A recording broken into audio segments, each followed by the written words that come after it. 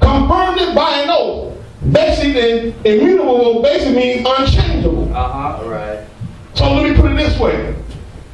Thus, God determining to show more abundantly to the heirs of promise the unchangeable counsel, confirmed it by an oath.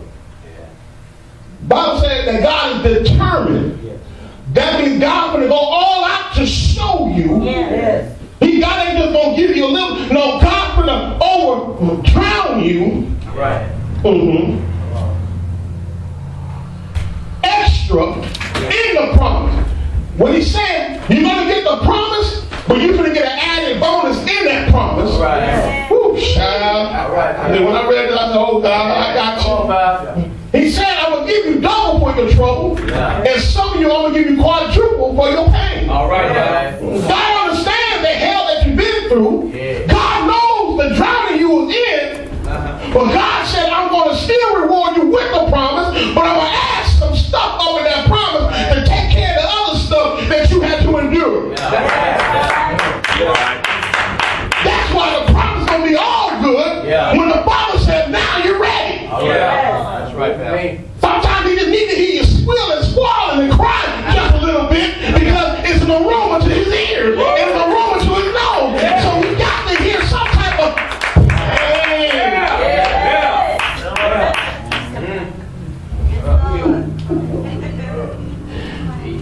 There are two immutable things, verse 18, in which it is impossible. It was in the song. It was in the first worship song. Yes. I was sitting down there laughing at God. I said, look at you, God. You showing out. Which it is impossible for God to lie. That's right. Now you got clear cut the word of God telling you God can't lie. All right.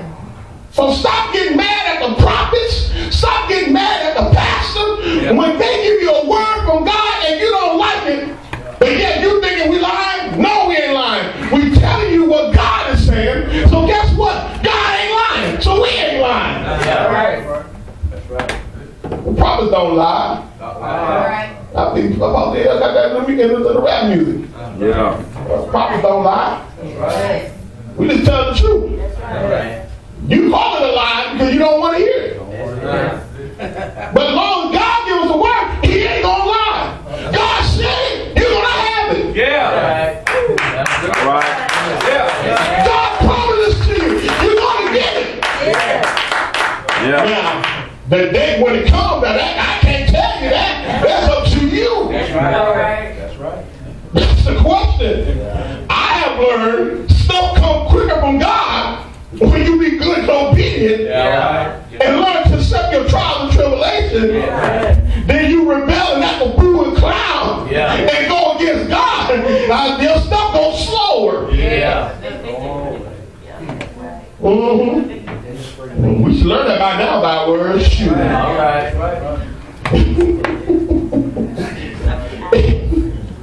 In which it is impossible for God to lie. All right. We might have strong consolation. And consolation basically means comfort. State of being comfort. Who have fled for refuge to lay hold of the hope set before us. He said, for us who leave that world and that pain, and now looking for God. For refuge. He said we're going to have the consolation we need. Because he's going to go over and abundant on the promises that he promised you. So it's going to help you stay in his bosom. All right. So you should have no problem staying in his bosom. You should have no problem enjoying the good life, even though the world is going crazy because the economy ain't right. Come on, sir. In spite of the situation, we should still be able to hold on and keep on keeping on. Because your hope should not be in man, but your hope should be still in God. That's why he said 19, this hope we have as an anchor of the soul, both sure and steadfast, and which entered the presence behind the veil. He said that hope should be an anchor, and hope is really a cousin of faith. All right. Hope is faith's cousin. Yeah. Okay, let me do this way. Hope means the feeling that something desired is possible, or to look forward to with desire and confidence. Okay. Now, according to the Bible says faith is the substance of things hoped for, the evidence of things not seen. That's right. So there's some cousins right there. And God told me this morning that He said that hope fuels faith. Yeah. Hope strengthens faithfulness. It's that hope and knowing that God says that I should have this. This is the very hope that's fueling me in my faith. What's going to make me faithful? I'm going to keep on pressing on, but I'm going to stay hopeful. And when I lose, it's when I start losing hope. It's when I start looking at things and say, man, forget it. All right. All right. This ain't going to work. This ain't, man, forget it.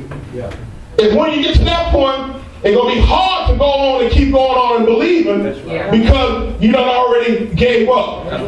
But what the man of God is saying in the text, this very hope that energizes, the fuel that fuels your faith, that hope, if you can keep it in God, in spite of your circumstance, if you can keep that excitement for God,